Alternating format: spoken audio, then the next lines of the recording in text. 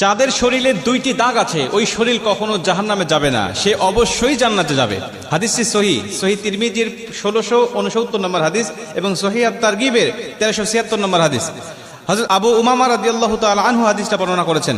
রাসূল সাল্লাল্লাহু আলাইহি ওয়াসাল্লাম বলেন, যাদের শরীরে দুইটা দাগ আছে এবং যাদের শরীর থেকে 2 ফোঁটা তরল পদার্থ নির্গত হয় ওই শরীর কখনো জাহান্নামে যাবে না, সে অবশ্যই জান্নাতে যাবে এবং আল্লাহ পাকের কাছে এই শরীরটা সবচেয়ে প্রিয় শরীর। রাসূল সাল্লাল্লাহু আলাইহি ওয়াসাল্লাম বলেন, 1 নম্বর দাগ হলো যে ব্যক্তি জিহাদের ময়দানে আল্লাহকে খুশি করার জন্য, আল্লাহর দ্বীন কায়েম করার জন্য অথবা আল্লাহর সন্তুষ্টির জন্য যে ব্যক্তি বাতিলের মোকাবেলা করতে গিয়ে শত্রু পক্ষের আঘাতে তার শরীরে ছোট্ট একটা দাগও যদি বসে যায়, এই দাগটা কিয়ামতের ময়দানে সুপারিশ করে বা এই দাগটা থাকার কারণে কিয়ামতের ময়দানে আল্লাহ পাক তাকে জান্নাতে দিয়ে দিবে। নবীজি সাল্লাল্লাহু আলাইহি ওয়াসাল্লাম বলেন, 2 নম্বরে ফরজ ইবাদত সমূহের কোন একটি দাগ যদি তার শরীরে দেখা যায়, যেমন নামাজ পড়তে পড়তে সেজদা দিতে দিতে কপালে